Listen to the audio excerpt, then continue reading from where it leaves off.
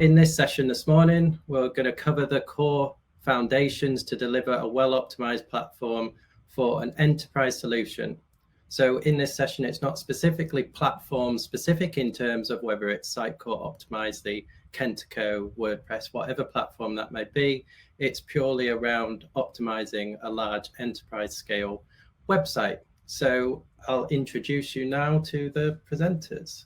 So you have myself, Greg Turner. I am Head of Performance Marketing at UNRVLD. You also have George Webb. He is an SEO lead and we'll be taking you through some aspects of how to optimize your platform for SEO, and also Luke Wilson, who is another SEO lead at UNRVLD.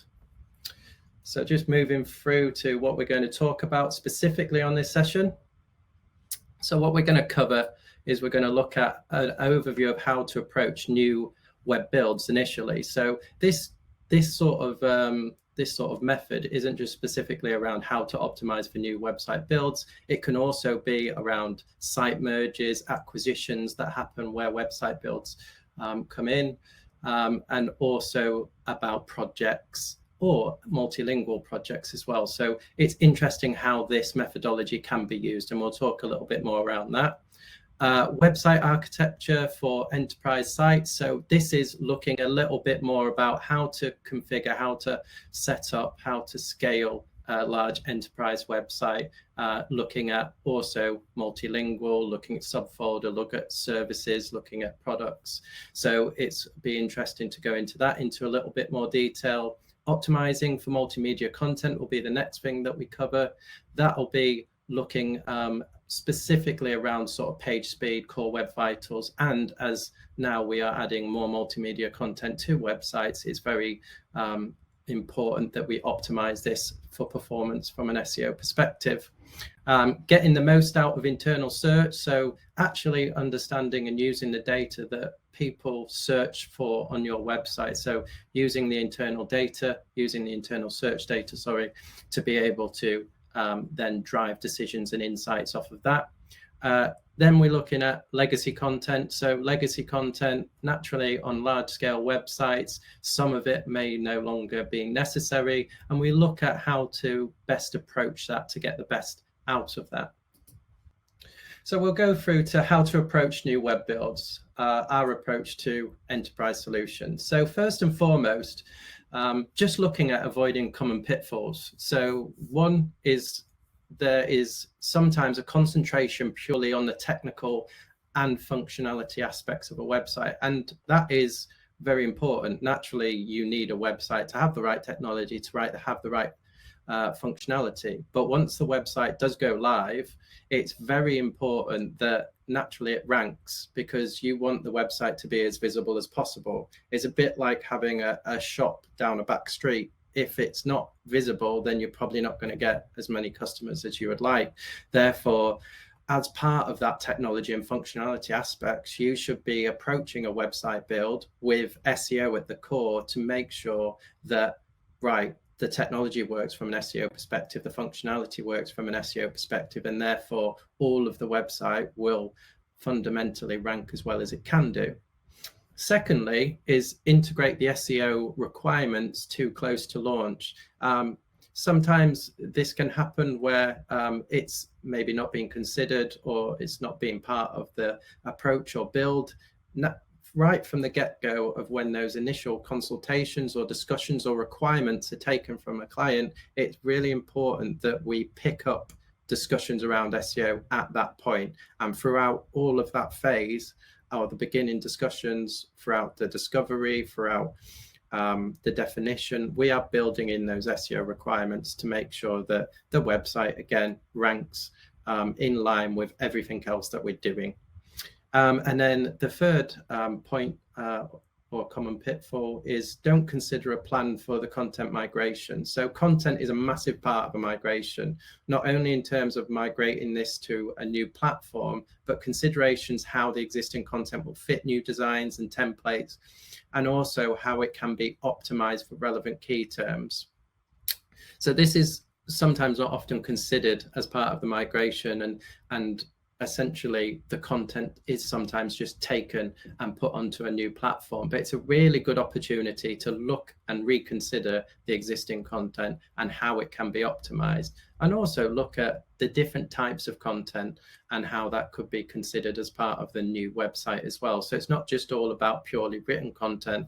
Can we create any other forms of content that may be more user-friendly, bite-sized, and more easier to consume, essentially.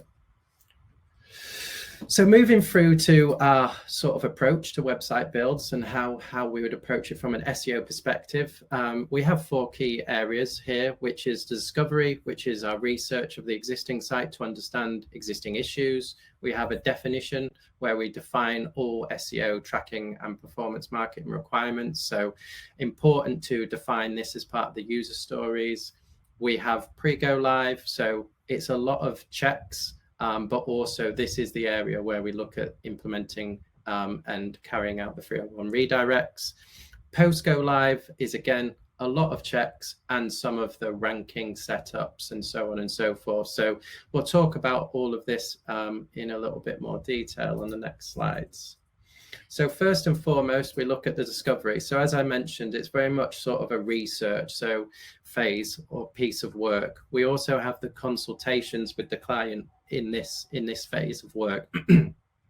So it's important to capture those requirements. It's important to capture the objectives and the KPIs of the piece of work that we're carrying out, whether that's a new website build, whether it's a project or a new area development on the website, or whether we are migrating multilingual websites all into one .com domain. It's very important that we capture all the requirements that are part of this project. So we would look at keyword research. Now, keyword research we could capture that and do it ourselves in terms of outlining potentially new keywords, but also there may also be already keywords that are already being monitored by a client, and it's a case of taking that and evolving it a little bit more to look at what other keywords, what other opportunities there are. And we've done that in different instances dependent upon how digitally mature or SEO mature a company is. Reviewing the existing backlinks. Essentially, this is a really important aspect because backlinks point to a domain. If we're staying on the same domain throughout a website build and it has particularly poor backlinks pointing towards it, then fundamentally that domain, whatever you may do to it, probably isn't going to rank very well. So it's important to understand how poor the backlinks may be to it. And if so, then we would essentially try to disavow or remove some of those backlinks. But that would be a chunk of work to make sure that we get the domain in order before we then do the new website build and make sure that actually all of the enhancements that we're doing as part of this build has an impact instead of goes to a domain that has poor backlinks still pointing towards it. Looking at content and URL performance. So sometimes we might not want to migrate all of the content across to a new website. So looking at the content that drives absolutely 0 visits, no activity over the last year, is there any point in keeping that content? So that's important. Also URL performance, looking at competitor research, page speed and core web vital benchmarks are really important. Core web vital now being a ranking factor. So it's key to see how the existing website is performing and then how we can take it to sort of the next level throughout that new website development. Reviewing domain and subdomains. So having a look at any existing or other domains or subdomains that a company may have and looking at the structure and how we could potentially repoint them or build them into a main domain if that is something that needs to be considered. Multilingual requirements if necessary. So have we got everything configured, set up from a hreflang multilingual targeting perspective? Google Search Console, using that data to understand where the existing website lies in terms of its performance, any issues that it has. We fundamentally want to make sure that nothing is, no real issues are pulled across onto the new website build. So we want to rectify that. So moving through to the definition, this is where sort of the core of the work and sort of strategy and focus goes, because here we're ultimately outlining all of the user story markup requirements. So these user stories are something that the technical team creates, sort of the BAs and what have you, as part of every single one of those user stories, because absolutely any change or any component or anything on a website that changes or enhances or it happens will have some sort of impact on SEO. So we want to make sure that if we're looking at all the user stories, we need to understand which ones are going to have an impact and what input we need to make as part of this, because we want to make sure that nothing essentially makes the website rank worse than it should do. And we also have SEO specific user stories as well, which some of them are sort of the URL structure and definition. That's a user story in itself. We have schema.org requirements. Again, some of those schema.org requirements fit into the technical user stories, because if someone is creating a user story for a component and we can have schema wrapped around that component to make sure that Google understands exactly what schema requirements are necessary and what that component is, what it consists of, the content within it, then naturally we were going to do that. Page titles and meta description rules. So sometimes we would create rules for certain areas of the website, and sometimes we would then define the page titles and meta descriptions ourselves. So for example, a blog, you could probably create a rule for a blog in terms of page titles and meta descriptions, but for key service pages, you probably want to optimize them specifically for certain keywords and look at them on a individually. Then we have Google Search Console and Bing Webmaster Tools set up. Always advise on setting up Bing Webmaster Tools as well as Google Search Console. It is actually very insightful and offers a slightly different view on things. So it's really good to set that up as well. Multilingual requirements, as sort of mentioned, this is where we define it, such as the hreflang implementation, the different languages that are required. We have the PageSpeed Core Web Vitals requirements. We have Google AMP specifications, XML sitemaps and robots requirements, technical and CMS specific requirements. So all platforms that we have worked with have their own different nuances. So some of them will have certain things that aren't great for SEO. Some of them will have certain things that are great for SEO. But we, as part of our job as doing this, is understanding what they don't do so well from an SEO perspective and making sure that we can customize that and get around that to ensure that that platform ranks as well as it can. So it's very important that we have a really strong understanding of all the platforms that we work with from an SEO perspective, because we can optimize it further to get the best out of it. And then also content requirement considerations. Again, really, really important to understand that in a bit more detail. Pre-go live. So this is essentially quite a lot of the checks of what we're doing. One important aspect to consider out of this is actually mapping URLs to create those 301 redirects. So what sometimes happens is the time period before go live isn't long enough, and it's really important that we have a set period that is long enough after all of the content has been populated into a website, so that we then can map those URLs, because once the content is being implemented into a new website or the staging version of the website before it goes live, we're then in a position to map all those URLs and make sure we have them set correctly.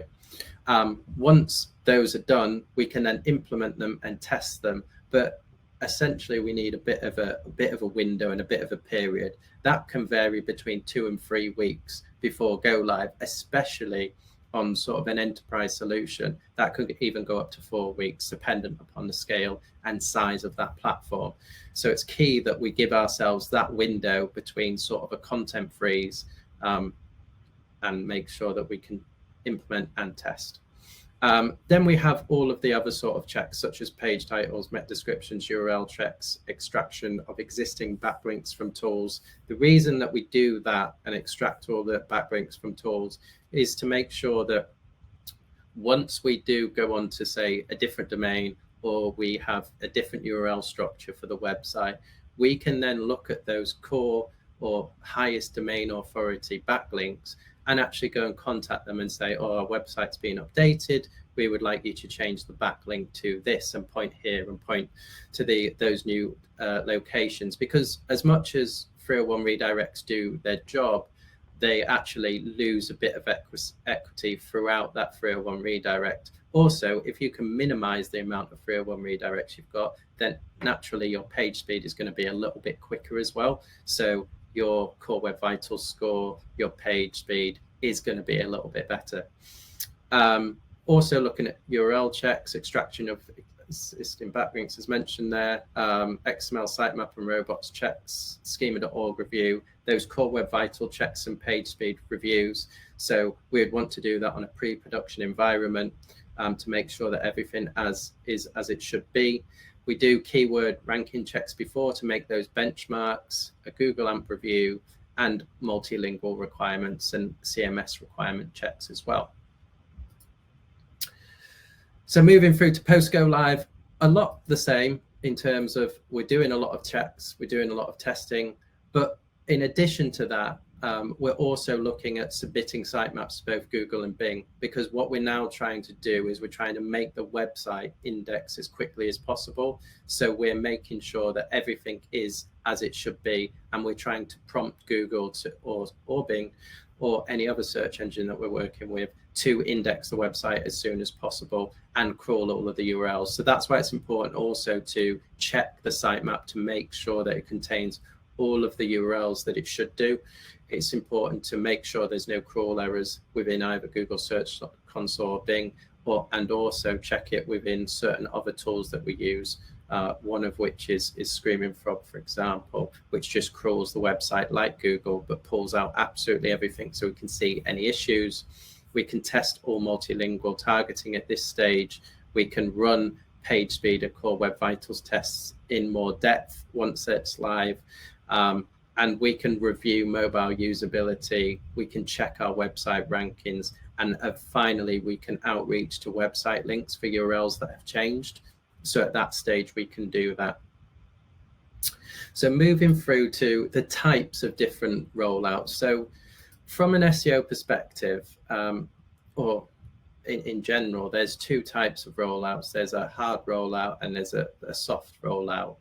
Naturally, from an SEO perspective, it would be better to always have a hard rollout because you've just got the pre-launch, you've then got the pre-go live, sorry, you then got the launch, and then you've got the post-go live, and then you have that sort of run phase, which is your always on activity, your always on optimization, and you've constantly got reporting and insights going around that.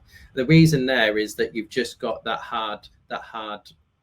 sort of hard rollout. So it goes from your sort of staging environment or your existing website to the new website going live. So there's no other website being launched at the same time. So if we go through to the next one, and I'll just explain that in a bit more detail, because with a soft launch, what you would have to do is you have your pre-go live, but you would go two separate ways, because you would need to have a new site and you would have your old site. And here, what we would want is the old site to remain indexed, because by having this or releasing a beta website, you would then have two websites that could potentially be indexed. But what we would want is for the new website not to be indexed until the functionality and technical requirements have been tested enough by sending potential visitors there that may be in your CRM or your existing customer database to look at the new website, say, get some feedback on it, and then you're happy once that's happened to then roll it out. And this is where you then get to sort of a launch phase, and then you can do the post go live. But here we do often get sort of a mix between the hard rollout and soft rollout, and it's really important that when you do that soft rollout, you do consider that we don't want both websites to be indexed in Google, because that essentially will have a big impact on website rankings.